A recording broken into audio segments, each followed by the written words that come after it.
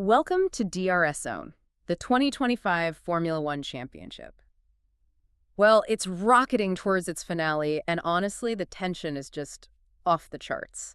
We're deep in the final stretch now. Absolutely. And the title fight, which, let's be honest, looked like a two-horse race for a while, has exploded. Yeah. It's a proper three-way battle now. High altitude, high stakes. Right, so today we're doing a deep dive into this massive shift. We're focusing squarely on the AUTÓDROMO Hermanos Rodriguez, Mexico City, and what's really on the line this weekend. And the big story, the headline insight really, is this. We all started the year thinking, okay, it's Piastri versus Norris. McLaren, the MCL35, that looks so strong, didn't they? Totally dominant early on. Exactly. But look at this stat. This changes everything. Max Verstappen has won 3 of the last 4 Grand Prix. Suddenly, that lead the Woking team built up. It's shrinking fast. Which is why this championship has just burst back into life. Verstappen is driving. I mean, the confidence is just immense. And that McLaren buffer, it's really deflated, hasn't it? It really has. If you think back just a couple of months, it felt like Piastri and Norris were just, trading blows at the front. McLaren seemed untouchable. They had the pace. The car looked solid. Yeah, and Red Bull, they seemed, well, maybe a step behind then.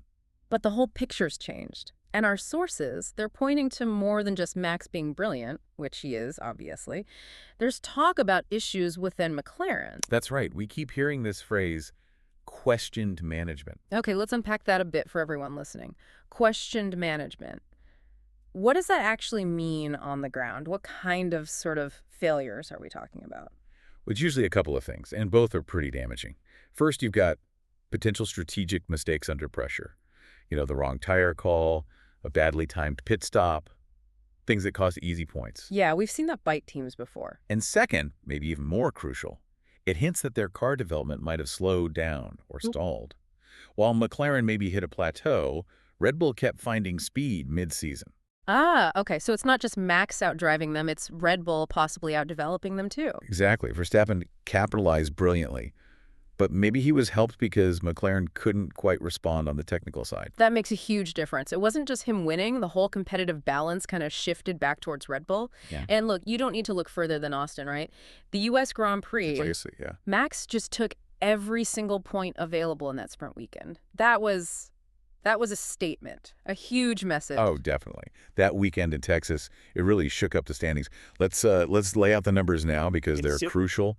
Oscar Piastri, he's still leading 346 points. Okay. Still on top. But Lando Norris is right there, breathing down his neck, just 14 points back. Wow. That's close between teammates. It is. But the real story is Verstappen. Remember that huge gap earlier? Well, now he's only 40 points behind Piastri and just 26 behind Norris. 40 points. He's basically cut that deficit almost in half in just a few races. That's incredible momentum. But hang on a second. Is this genuine, unstoppable momentum? Or was it maybe just a run of tracks that really suited that Red Bull, the high-speed stuff? Could Mexico, with its unique challenges, change things again? That's a really good question, and it's a necessary one. I mean, confidence for Max is sky high, obviously. And the speed he's gained those points back is undeniable. That creates its own kind of momentum, psychologically. Yeah, the belief must be huge in that garage. Exactly. So even if Mexico turns out to be trickier for them, just wiping out, to nearly 40 points in about a month, that's a massive mental boost for Red Bull and maybe a bit of a knock for McLaren. Right. Oh, and actually, speaking of watching this unfold, if you are watching this analysis on the DRS Zone stream, welcome. Great to have you with us. Don't forget to follow and subscribe for more F1 deep dives like this, especially as this season gets even hotter. Yeah, we really appreciate you joining the conversation. It's definitely high stakes from here on out. Absolutely. Okay, let's get into the individual stories and the circuit itself. You mentioned high stakes. Carlos Sainz. Oof, that USGP weekend was just brutal for him. Brutal is the word. Maybe even catastrophic. That collision with Kimi Antonelli, boom, DNF. 0 points. Ouch. And it was so costly. That single result actually knocked him out of the top 10 in the championship standings. Nico Hülkenberg moved ahead. That's got to sting for a driver like Sainz heading into these final races. Yeah, really tough break. And what about Fernando Alonso? We're hearing whispers of a certain dose of optimism for Aston Martin in Mexico. Maybe the altitude plays to their strengths somehow. Well, there's always hope, right? But we also have to mention what Alonso himself said recently. He was quoted, wasn't he, saying he felt they had the 9th best car on the grid in Austin. Yeah, he's usually pretty blunt, isn't he? Classic Fernando.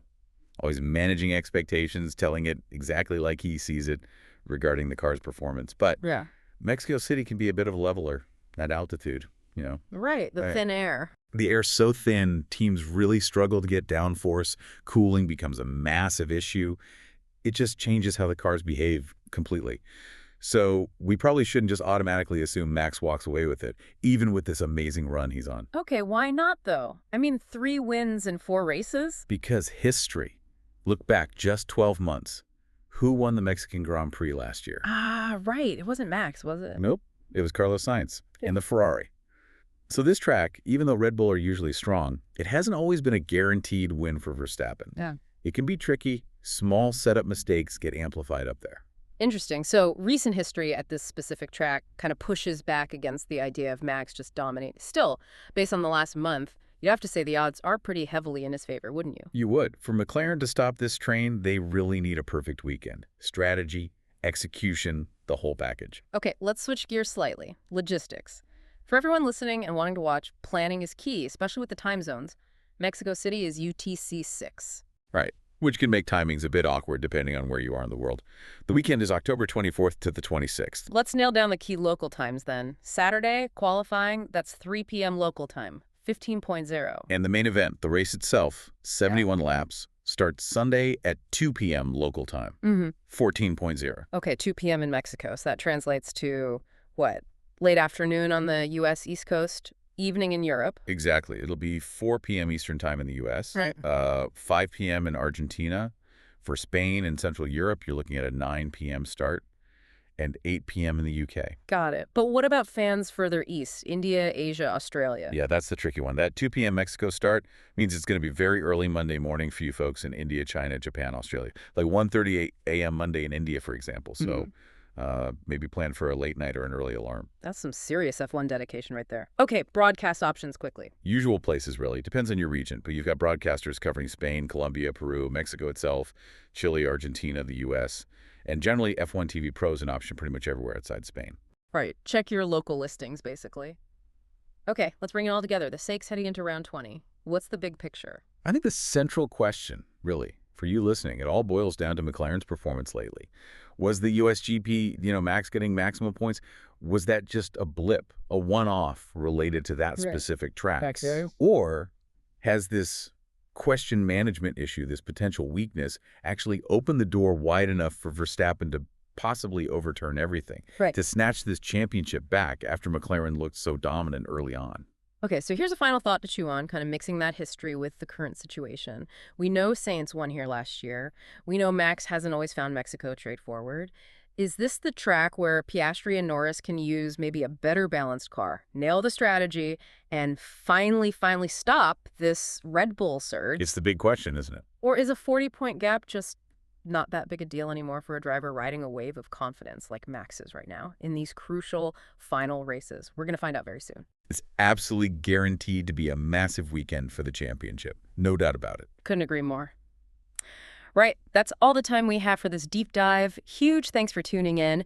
Make sure you subscribe and follow DRS Zone. We'll keep bringing you all the analysis as this incredible F1 season unfolds. See you next time.